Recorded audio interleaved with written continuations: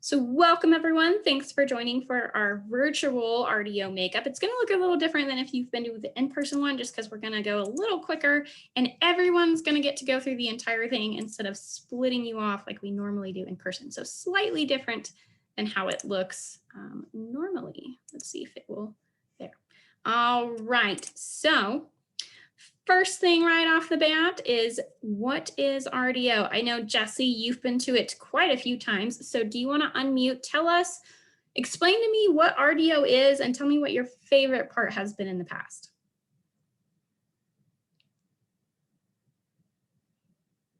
And you can either unmute or you can type in the chat. Either one's fine, whatever's faster. Okay, so basically, you go to different clinics and you learn about all sorts of stuff, like how to groom your dog, how to take care of it, what's the priority of like what you need for your dog and all that stuff. It's basically dog 101 training stuff. That is pretty spot on. What's your favorite station you've been to? Like, what's one of the favorite that you've done at RDO? I like the ones where they have an actual dog and they demonstrate. Okay, so you like the grooming ones and things like that. Yeah. Where, like, there's a live. Awesome. Those are fun ones. So yeah, Jamie, I know you've probably been a time or two. If you want to unmute and tell us your favorite part of RDO, you're welcome to do so. I personally don't have a favorite part. That's fine. No. I feel like I should, but I don't. So that's okay. Maybe next year you'll be able to like kind of pinpoint your most favorite session. So I'll be maybe because next year I'll be bugging you, Jamie, about what exactly you liked. So homework for the future. All right. And I know, Miss Gracie, you've not had to go through it yet, but you'll get to go through it this time. And then next year for sure, we'll try to make sure you can come in person. So with that, we're going to go to our what is called our first station. So normally in person, you would be rotating through, kind of doing some hands-on stuff. But since we're virtual, it's a little different. So our very first one is about disease and immunizations. So let's see, Miss Gracie, can you unmute? Tell me, what are the signs of a healthy dog versus a sick one? Like when a dog is sick, what do they look like? How do they act? Explain it to me. So usually when your dog is just normal, the dog's usually energetic, the dog's usually wagging its tail, the dog's usually perking up its ears. That's what my dog does. You can see his pink ears. But when dogs are sick, they usually don't wag their tails. They usually just lay down. They usually whine a lot. You know, they say, I'm hurt, but they can't actually talk, you know. It's just their ways of communicating. Exactly. Spot on. So she is absolutely right. So healthy dogs tend to be a lot more active. They usually will eat regularly. They sometimes have like shiny, nice coats, and their eyes are nice and bright. And that's kind of how we judge if a dog is feeling okay or maybe isn't and might need some help. So our pictures here on the left kind of demonstrate that. The top dog on the left here, he's like our healthy, active dog. He's kind of got like a little bit of a grin going on, cute little guy. And then this one here, unfortunately, he's not feeling too well. So as you can see with the stethoscope, he's hanging out at the vets because he needed a little bit of help. So with that, we always have to think about our vaccines when it comes to our dogs. And that's really, really important. So we have some what are called core vaccines and non-core vaccines. And so let's see, Jesse, can you tell me what is the difference between a core vaccine and a non-core vaccine? What do those mean? And you can. Okay, so basically a core vaccine is like rabies, like the stuff you need to get for rabies, and a non-core vaccine would be like travel and like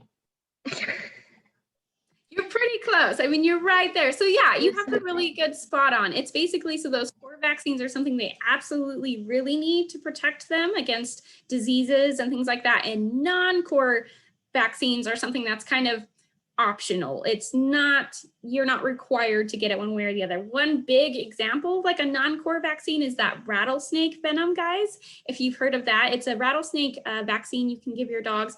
All it does is it means that if your dog got bit by a poisonous snake, you have more time to get them to the vet where they won't die. So, but that's totally optional. It kind of depends on where you live and how often your dog would be around snakes. So that's not a very common one that a lot of people do. But if you live out in Pueblo West, might be something you want to think about, because there's a lot of snakes out there and sometimes they decide to come into your yard and say hello to everyone. So something to think about.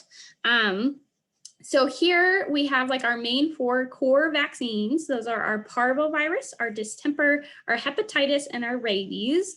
Hint, hint, you might want to write those down for your test later on. And then of course, our shorter version, you can also write DHLPP, which includes distemper, all those other ones. It adds leptospirosis and rabies. So kind of either of those answers might be something you might want to keep in mind, hint, hint.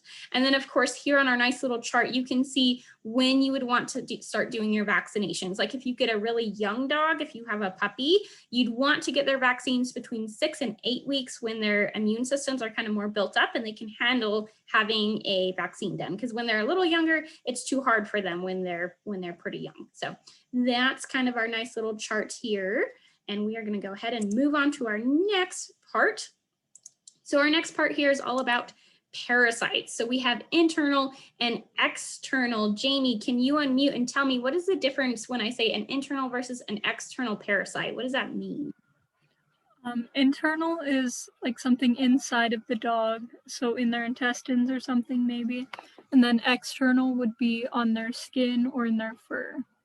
Correct. Spot on. She is exactly right. So let's see. I know Tanner joined us. So Tanner, can you give me an example of an external parasite? And you can cheat if you know how, and you can use the slide for your answer. And you can either unmute or you can type in the chat.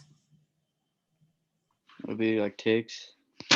Yep, he's absolutely right. So ticks would be a really common external parasite that you would find like on the body of a dog. Our top picture here shows that tick. You can see the head of the tick is like buried in its skin and is sucking the blood. So they're very, very nasty little things. And you have to get them out very carefully or you will detach their head and then the head like burrows itself the rest of the way in. So really, really not something you want to mess with. You want to make sure you know how to get these out. And unfortunately, these will attach to people. So your dog might come back with ticks and so might you. So something to keep an eye out. The other thing is like if your dog has fleas or lice, something like that would also be visible on their skin. So that would be an external parasite. Another item would be skin mites. So how many of you have heard of walking dandruff? And if you have your camera on, you can raise your hand. If you don't, you can push the little emojis on the bottom of your screen and you can either give me a thumbs up or a wave emoji if you've ever heard that term. Anyone ever heard of walking dandruff? All right, Gracie, yeah, you've heard about it. So Gracie, if you've heard about it, tell me what does it look like? What does walking dandruff look like? It's sort of like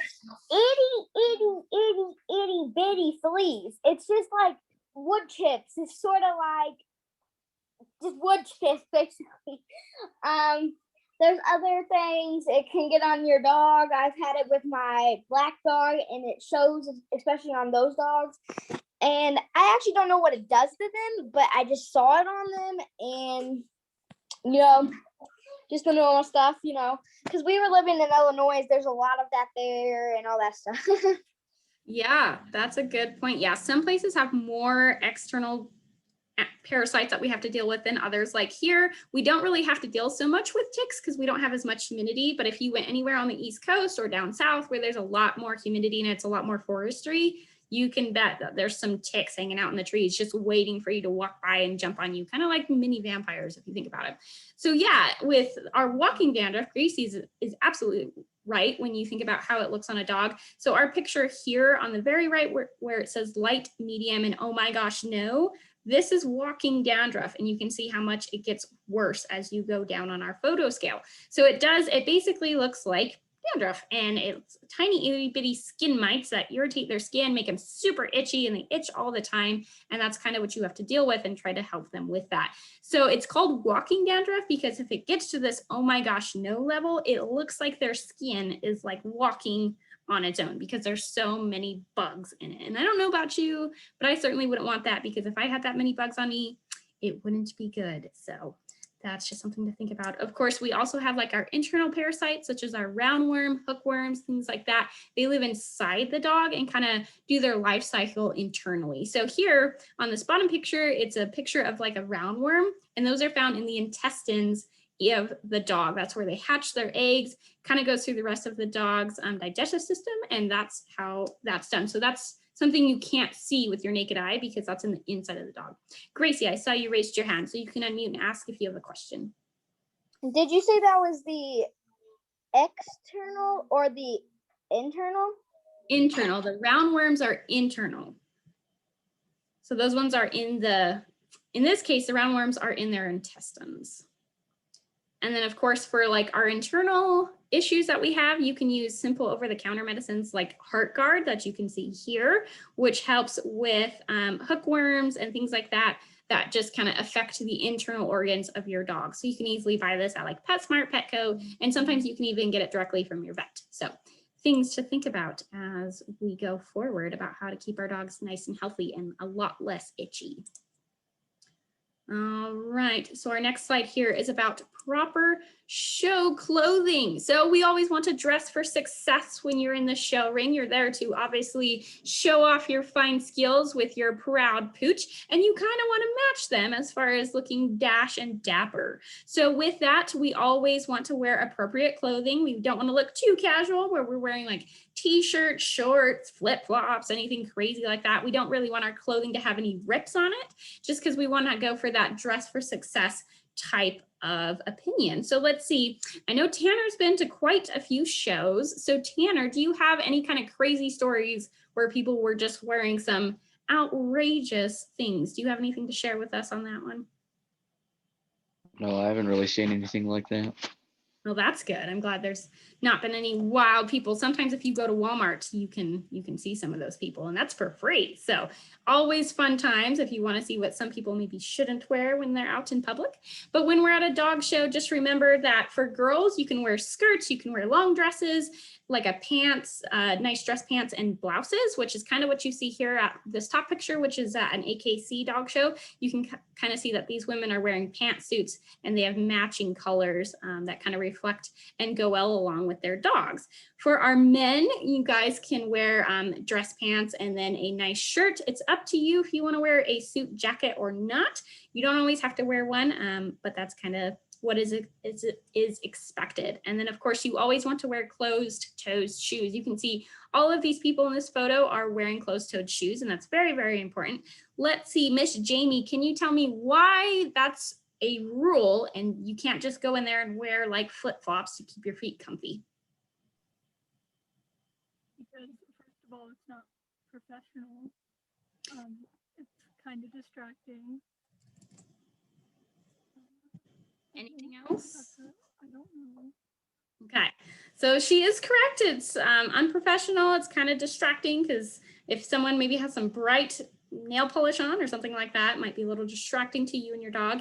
And then the other big part is just safety. So if you've ever got clawed on the top of your foot by a dog or something like that, that's kind of why we try to keep that to a minimum to minimize any damage you might take on your feet if a dog gets a little too excited or anything like that. And of course, one big rule, if you've not been in 4-H very long, is please don't bring PJs to a 4-H show. It is a rule and you will be asked to change. So don't bring any PJs.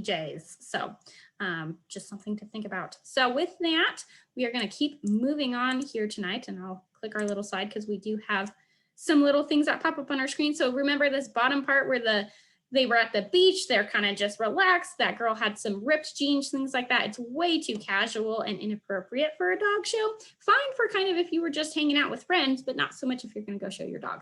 So remember, we want to, as our shining star gives us there, we want to look like this top picture where we are dressing for success, and so are our dogs. So with that, It's really important that you all understand the importance of proper leads and collars. So remember that your leads or leashes can be made out of fabric or leather, and they must be around 6 feet long in some of the novice classes, and then whatever length is appropriate for the other ones when you're doing more advanced things like that. So here you can see like what an example of like a fabric leash would look like. You don't want ones in the show ring that are going to draw tons of attention. So nothing that's like super spotty or multicolored or anything crazy like that. You want to keep it more solid color based, just because again, we're trying to look for that professional look. If you're in the training ring, matters a little less, so you have a lot more options there, but remember there is a difference between what's allowed when you're training at the fairgrounds and when you're going to a show. There is a bit of a difference there. And then of course we do have our different types of collars. So here on this slide, this top one is our quick release collar with our little buckle here in the middle. And then this one here is our chain slip collar because it kind of slips around their neck and can put pressure and will increase or decrease depending on how tight the dog is pulling. So with that, I know Tanner, you've been in it for quite a while. Tell me, what kind of leash does Callie work best on when you show her? I usually use a choke chain. A choke chain. That one's a good one. And can you explain why you use that one for everyone? That's just what I've always used. I don't know if there's a reason for it or not. Okay. And that's totally fine. Some dogs just prefer that. Mine associates the choke chain with going for walks because she used to pull a lot, and the choke chain really helped with that and established a boundary with her. So a lot of times some people use that to kind of do the exact same thing I did with mine, where it helps them learn not to pull so much and kind of makes it easier when they're in the show ring as well, because they're a little more posed and everything. Gracie, I see your hand is up. You have a question, my dear. Well, this, hold up. I'm trying to flip my camera. Will this work? I don't know if this is what you guys are talking about, but The slip lead, because it looks like it just goes around the dog's neck, right? this goes around the dog's neck, and then this is, yeah. Okay, gotcha. So you would be able to use that for like if we were doing just regular training and you were working on your dog with things like that or doing it at home. But if you went to a show, you wouldn't want to use that because most of the show rings do require that the dog has a collar on of some type. So Okay, so I'll have to use my choke chain and get a 6-foot lead because I don't have one. yeah, so just good things to think about before we get too busy in the show area and show season for dogs. So let's see, Jessie, when you're out with Maggie and you're showing her and stuff, is there anything she works better on, like a type of collar or a lead that she does really well with?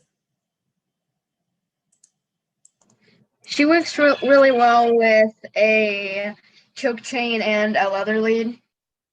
Perfect. Well, that's always good. And I know Maggie's pretty well behaved. It seems like every time I see her. So looks like you have a good hold on that one.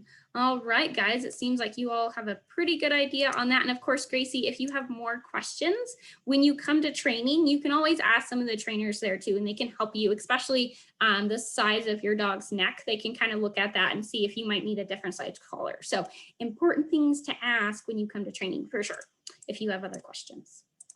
All right, so then our next part here is about grooming and coat care. And we're going to talk about just about everything that's here on this slide. So let's see, Mrs. Jamie, can you tell me, do all dogs have the exact same type of coat or do they have different ones? They have different ones. Spot on. And she is absolutely right. There are different ones, and our little second bullet point here tells you what types of dog coats there are. We have smooth, medium, long, wired hair, or broken, and then curly. So let's see, Miss Gracie, if I was talking about this poodle, what type of coat do you think a poodle has out of these ones we listed? I would say definitely curly. Exactly, spot on. It is a curly coat breed, and it's pretty easy to see because if you really stared at him, you could see he has nice little curls all throughout his body. So let's see, Jessie, if we looked on our other picture here with our little Yorkie, what type of coat do you think the Yorkie has? Smooth. Spot Spot on. You guys are pretty good at this game. So yes, it does have a smooth coat, and you can even see the difference just by looking at the two different breeds. So it's kind of important to know what type of coat your dog has, and more descriptions are given in your 4-H manual if you have questions, because that's what's going to tell you what you need to buy in order to keep your dog's coat clean and shiny. Some of you may take them to groomers, some of you may not. It's kind of a personal option. But if you're going to groom at home, it's a good idea to know what to use so that it helps your dog's coat. So this bottom picture here does have a type of brush in it. And let's see, Tanner, can you tell me or give me a guess what is the name of this specific brush that's here in the bottom right? I have no idea. That's okay. Their answer was hidden on this slide. It is a slicker brush. Hint, hint, that might be something you want to memorize for your quiz. And of course, the way it's curved, things like that, it really helps if you have a dog that's slightly wet, you're trying to get things out of that top layer of fur, because we have very thin bristles on this brush. It would be very different if we were trying to use like a pin brush, which is something similar that you would use on your own hair as a hairbrush. So it's important to know what type of brushes do what and what they look like. More information and photos are in your 4-H manual. So if you have questions and you're unsure what to use, you can always look in there. And of course, when you come to training, Tina Wickheiser, one of our 4-H leaders, is an actual groomer. So you can always ask her questions as well if you're curious about what would work best on your dog and where to get specific brushes. She would know exactly where to point you. So we groom them because, just like we talked about earlier, we want to set ourselves up for success when we look good. We want to make our dogs look good because we're also wanting success for them. So that's why we kind of do the grooming and make sure they are proud and ready to shine their best. So let's see, Jessie, when we think about grooming and we're thinking about making sure we don't have really long raptor claws on our dog. So when I ask you about the quick on a dog's nail, can you tell me, like on this picture here, where is the quick in the picture?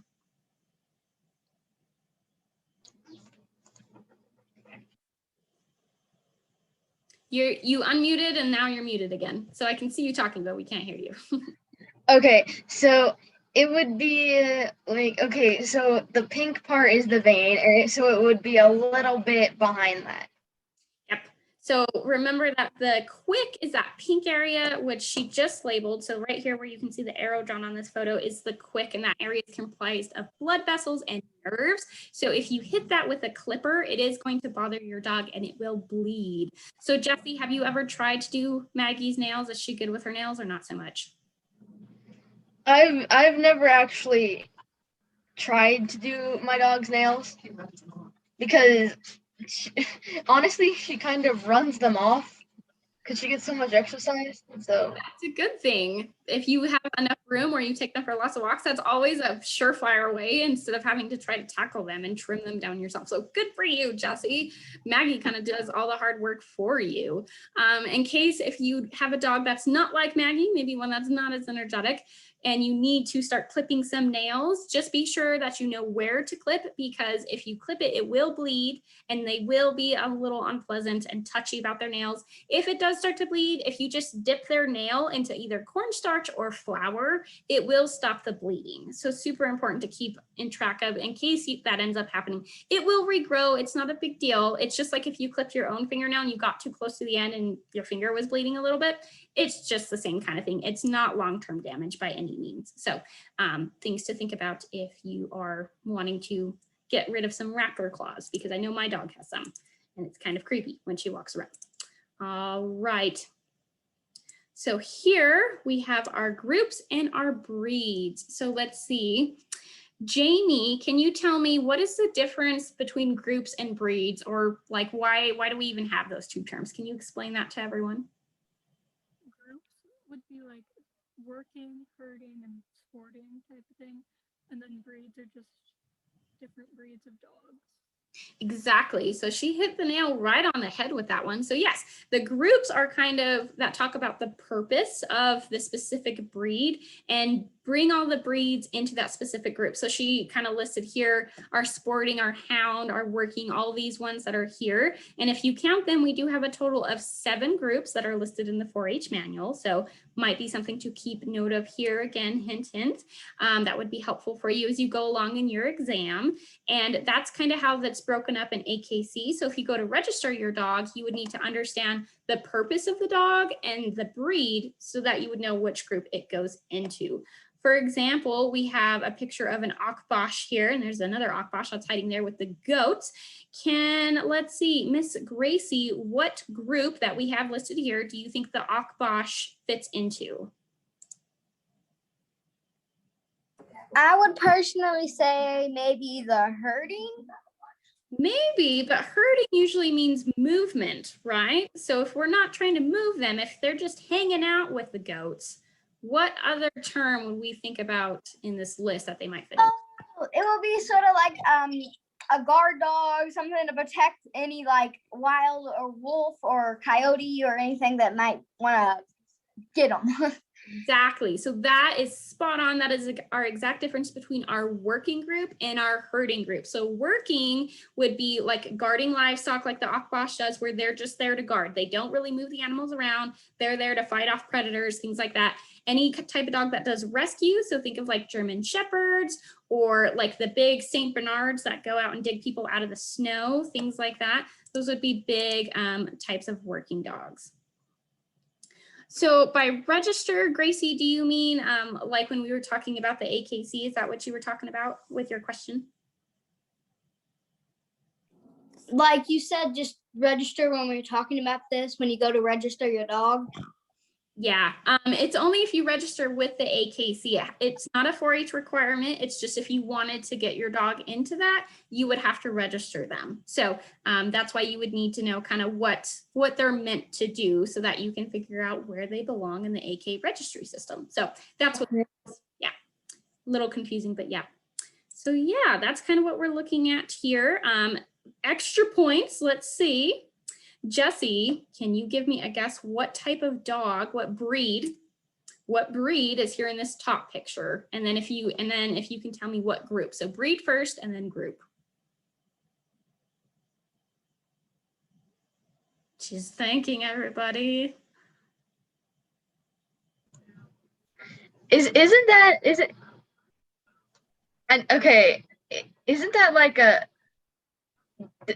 their name like, doesn't it have a pincher in it, the word pincher? Nope. Yeah, okay, I didn't think so. Wait, a Doberman? Nope. Oh, that's the pincher.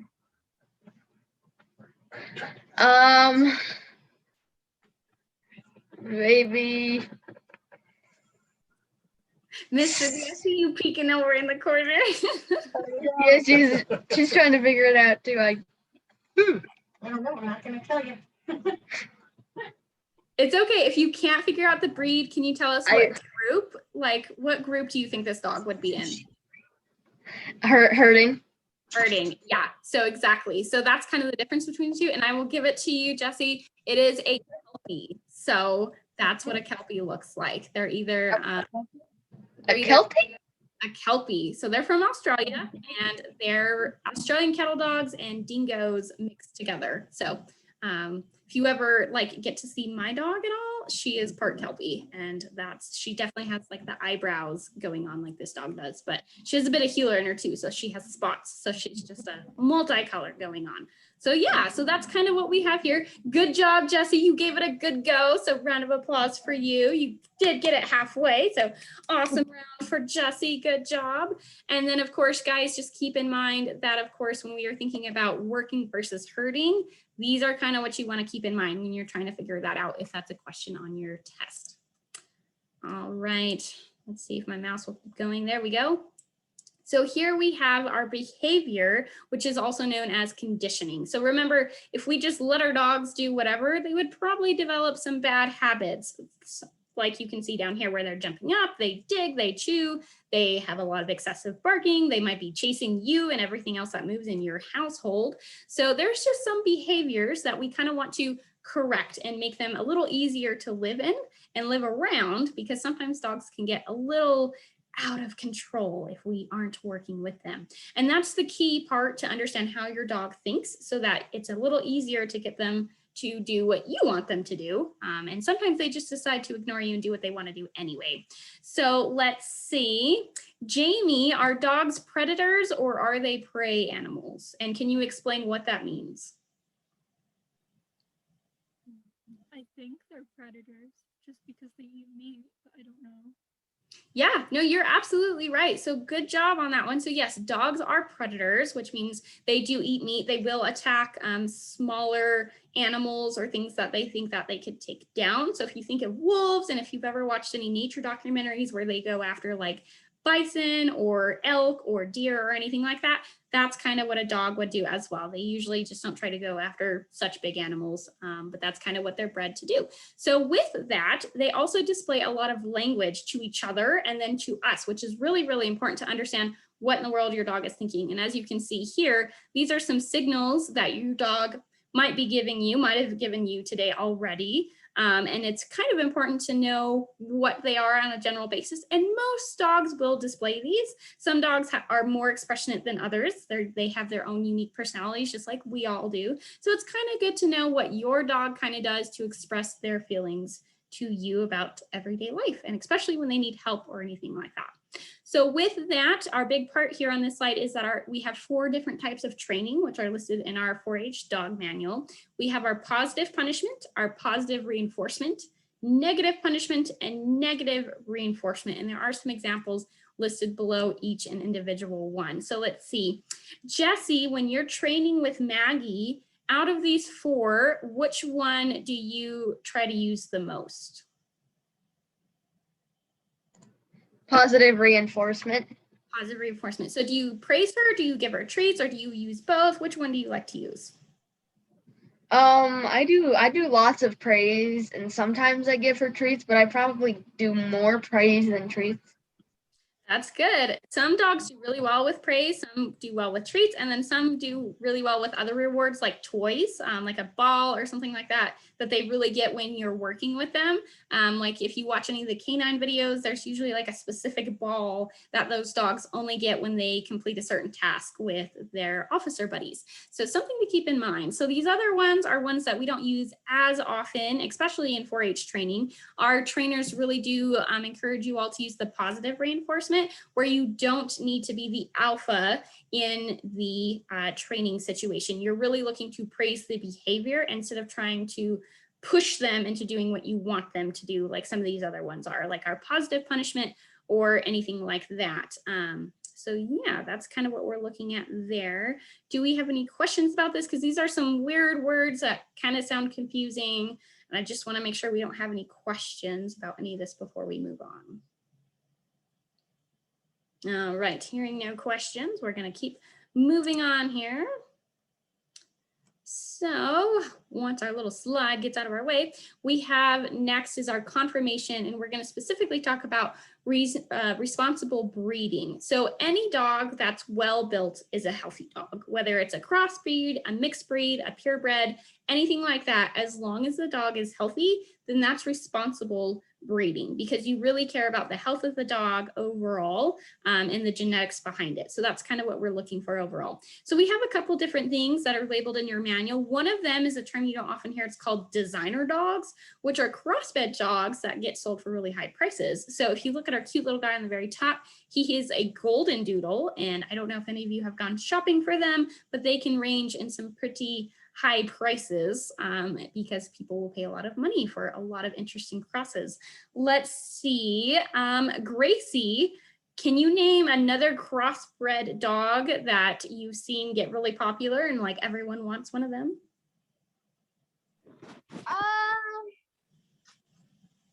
I actually don't know. Let me see. Maybe the Yorkshire Terrier. Yeah, that's a really popular one. So yeah, Yeah, we have one. So I just thought of that. I know a crossbreed dog, but it's not really popular. That's okay. You can share it with us. My other dog is a lab, but almost an albino. Oh, okay. So that's a little bit more of like a genetic thing where their chromosomes don't have as much melatonin. So good suggestion though, because we will be talking about genetics. So keep that in the back of your mind, Gracie, as we go along through the rest of our presentation. All right.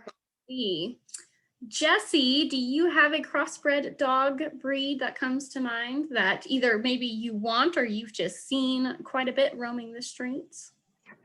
Yeah, Maggie is actually a crossbred between a Labrador and a Greyhound. Oh, there you go. Yeah, I can see it, I guess, in her face, huh? She kind of has like the longer snout of a Greyhound and things like that. Do you think that the Greyhound has given her extra speed or Yes. not so much? Yeah, is she pretty fast? Yes. Well, that's good. Well, that's awesome. So like Jessie and Gracie have some unique crossbreeds at home, it sounds like, that have some unique properties one way or the other. Let's see, Jamie, is Roxy a crossbred or what is she exactly? Because I can't remember. Roxy is a mix of lab and pit. Okay, got you. Have you seen her, like, is there benefits to that mix that you've seen in her or not so much? I don't think it's a benefit, but she's very energetic and very strong. Yeah, I could see that because labs are usually very energetic and the pit bulls are pretty strong, stocky dogs. So that's a pretty healthy mix, pretty well-built dog overall, ones that aren't gonna cancel each other out. So it sounds like you have a good crossbred dog as well. And then Tanner, is Callie a purebred or is she a mix as well? No, she's a purebred. Okay, so Tanner is our odd man out here with his lovely lovely dog. If you haven't seen her, make sure to check out Callie when he's there for training. And of course, I also have a crossbred dog. Mine is a Kelpie healer mix, so she's got a little bit of everything in there, and she's meant to herd. That's what her job is. So then, of course, we always have our big topic of adopt or shop. That's probably one that you guys have heard about a little bit, might have been warned about, so one way or the other. Just some thoughts there. It's okay to go either way. You just want to be responsible about it. And if you're going to shop, the biggest thing is you want to find a reputable breeder, making sure that it's not from a puppy mill or anything where they're abusing the dogs or anything crazy like that. You want to make sure that these people know what they're doing and they're doing it to a high standard of care so that your puppy is going to be healthy and happy as it grows up. So good things to think about, and you can either adopt or shop, whatever fits right for you and your situation.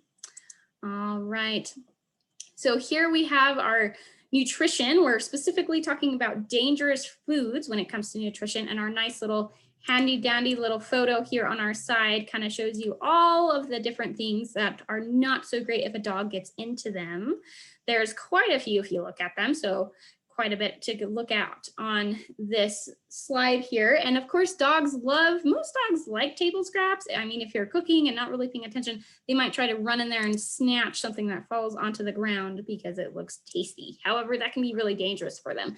For example, if your dog gets a hold of like raisins or grapes, if you were having that for a snack, that would be really dangerous to their kidneys. So hint, hint, kidneys might be a good piece to remember for your test and the damage that it causes internally. And then we don't really want to let them get into the trash, things that would be spoiled, anything like that, because even if there's not necessarily these various dangerous foods in there, anything that's spoiled or really bad could still make them really sick just because it's not great for their internal stomachs. And then of course, our last big one here is chocolate. Almost everyone knows that chocolate isn't really great for dogs because it has this key ingredient of theobromine, which affects the dogs, and if eaten in huge quantities can unfortunately kill them. So really important stuff that you know how to help and make sure they don't eat that. If your dog ever got into something and you're really worried about how they're doing, you're really worried about how they're acting, immediately call your vet. Most of them have after-hour numbers if you call and they're not there. And if not, if you can't get a hold of them, this number here at the bottom is another really good one to really have on your phone, on your fridge. It's this National Pet Poison Helpline, and it's that 800 number there on the bottom. So, and this is recorded. I will send out this PowerPoint as well. So if you want to save that number and you can't jot it down right away, don't worry, you will be able to go back and look at them. So let's see, Jessie, do you have any crazy stories you'd like to share about Maggie maybe eating something that she shouldn't have?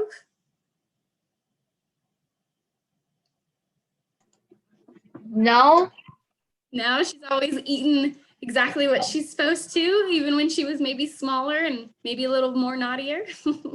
Oh, she ate corn on the cob, the cob. Oh, she ate. Oh, goodness. Hopefully you were able to get it back from her. Did she end up eating it, or did you kind of have to like wrestle it around and get some of it out of her mouth? No, she actually ate it. Oh, wow.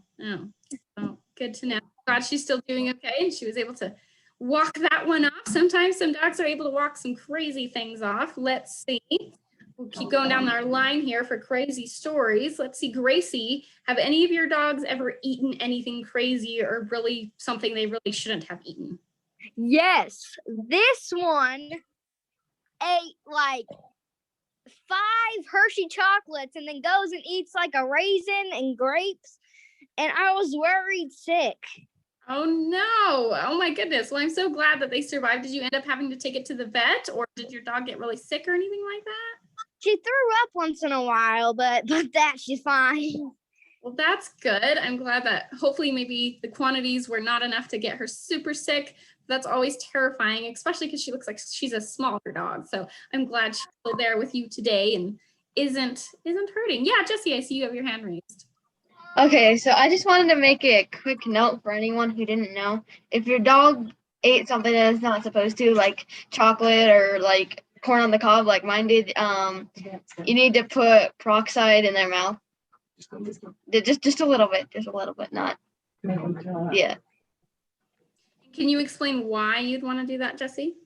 Because they'll make them throw up, so it can get the bad stuff out.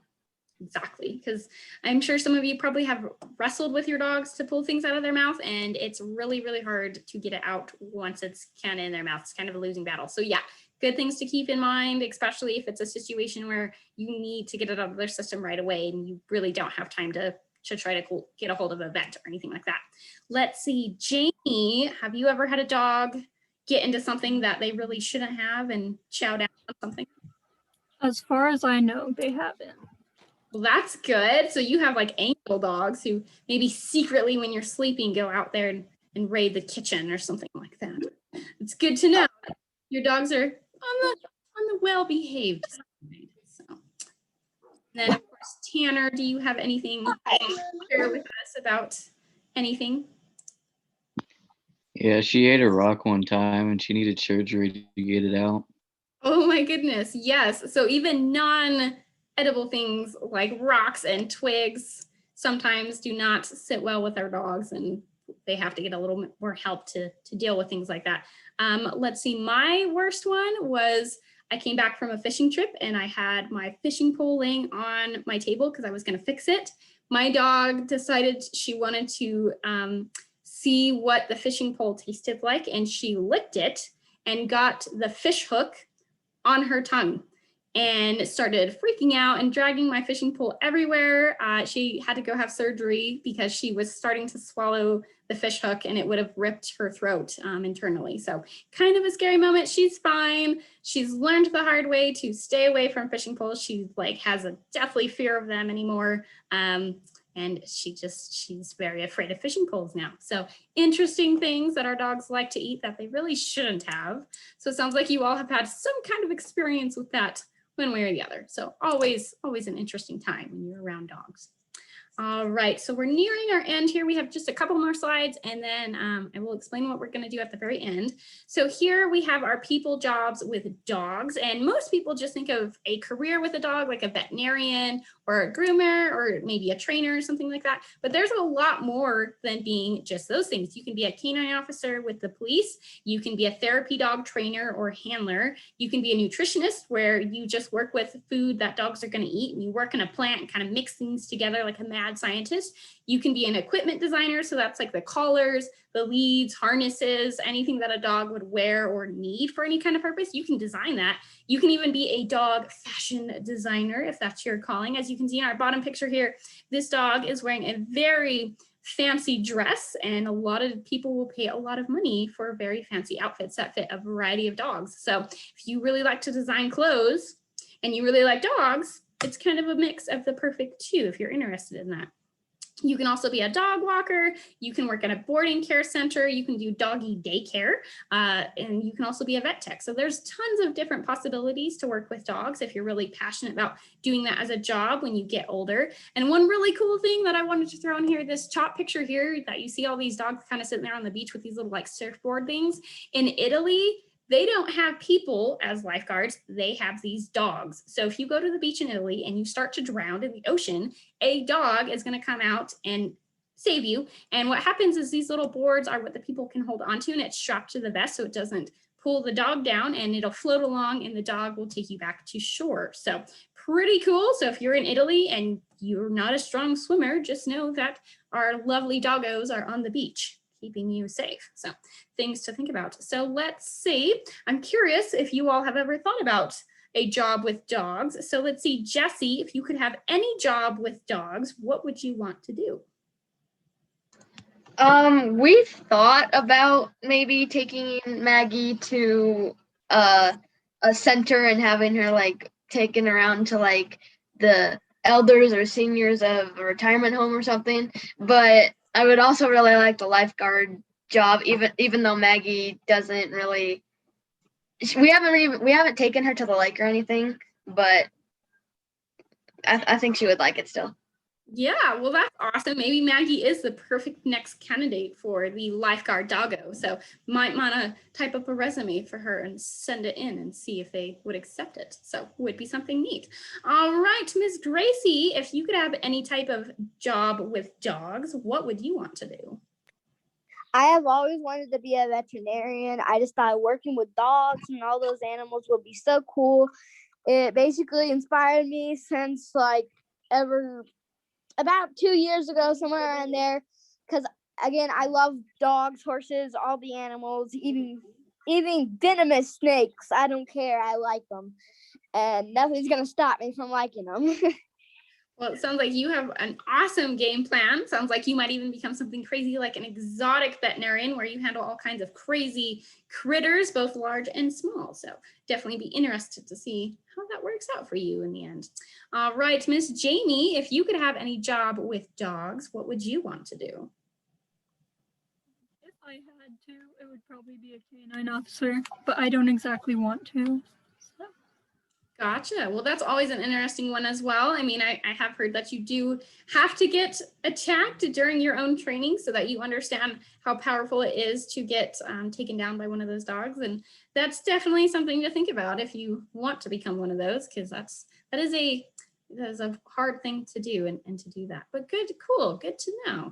And then Tanner, as our last round here, what would you want to do if you could get a job with dogs? I think a vet would be pretty fun.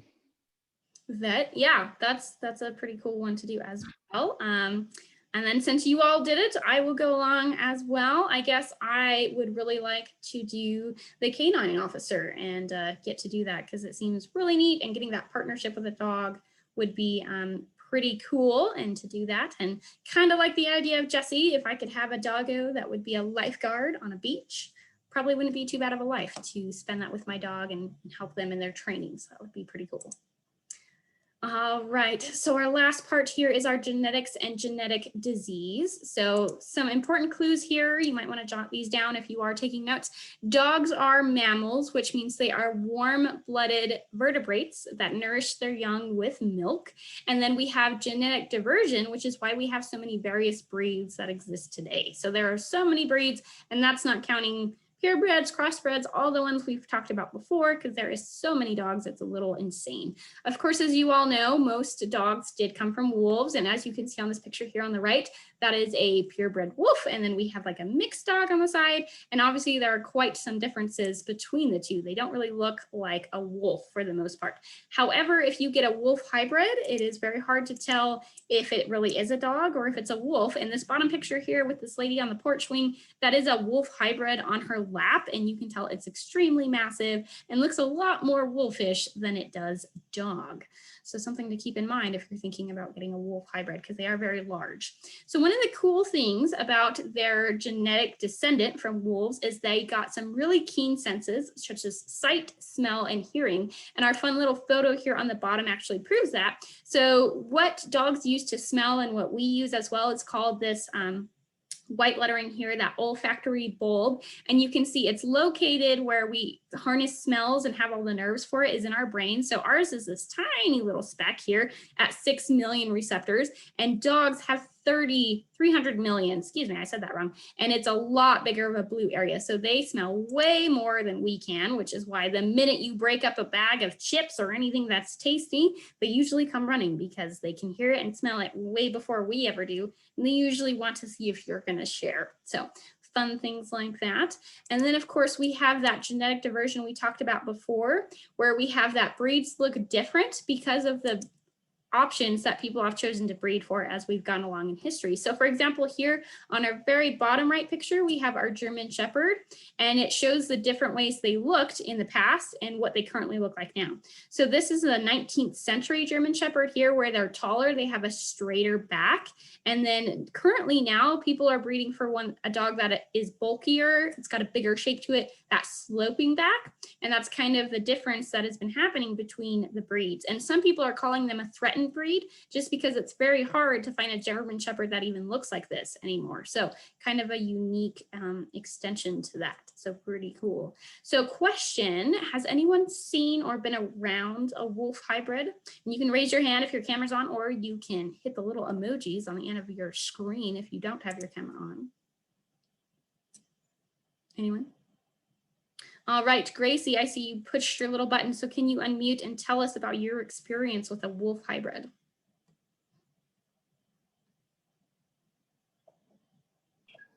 Basically, my sister-in-law and my brother have a basically almost a purebred wolf, and he's really pretty. She's really pretty, and yes, it is, Mom.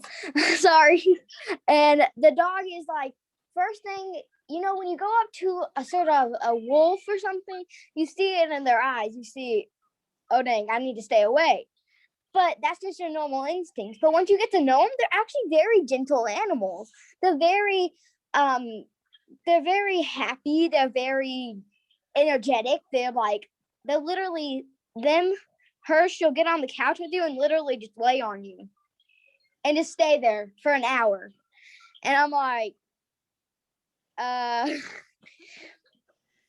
bet you probably get a little tired after she's been laying on you for a while, because I'm sure she's probably pretty big compared to some of other dogs, especially like your little one that ate way too many chocolate Hershey bars, probably a lot bigger than that one. So fun things to think about. But yes, as Gracie pointed out, most wolf hybrids are a lot different than dogs. They are not as quick to warm up to people. They are a bit more standoffish, and sometimes they have a hard time being around really small kids. So they do act differently than your normal average dog would, just because they have different genetics that are working in their systems. So something to think about. So with all that, we are basically done for the evening. Thank you all. So what is going to happen now is I'm going to send you an email link, and you're going to get the link to your test. If you are between 8 and 10 years old, your questions are only going to be 6. There's only 6 questions on there. If you're older than that, if you're 11 to 18, you're going to have 11 questions. And it's an online system, so it automatically grades it, lets you know how you did, shows you like if you maybe misspelled something or something like that. If you misspelled something, but you knew what you wrote down is the right answer and it shows that, that's fine. I will go in and fix your score later. So don't worry if it's pretty spot on, but the computer just said that it was wrong. So before we end tonight, and I send you all those emails, do you have any questions or anything like that before we end? And we'll stop screen sharing. No, all right. Well, you guys are all good to go. So I will be sending that to your email right now. You can take the test now if you want. I would highly suggest doing it because it's kind of all fresh in your brain. But if you don't have time tonight, you have until next Friday at 5 p.m. to do your test. So the link will be live until then, and then it won't work anymore. So just things to think about. So make sure you get your test done as soon as possible. And then remember, we do have training again next week. It's going to be regular time. So if you're advanced, we're going to start at 5:30. All the other levels are going to be at 6. We'll be in the Ag Palace. That Friday is when we're going to do our setup for the show on Saturday. So if you want to come help volunteer, you're going to want to come to the Livestock Pavilion at 3 on Friday. And then of course the show is Saturday. And if you're in the showmanship classes, your test starts at 8:30 in the morning. So you might want to get there a little early so you can get everything set up and kind of help mom and dad get settled if they're going to go with you. So things to think about. You will get emails from me this week to kind of help you remember all that, know where to go, when to do things. And I look forward to seeing you all again next week. So thanks for joining, everyone, and good luck on your test and enjoy your weekend. See you later. Thank you. Gracie, I see you have a question. Did you say that we could do our test tonight? Yeah, you can do it. The minute you get the email, you can click on it and do it. Awesome. All right, guys, you can log off and we're gonna end. So bye.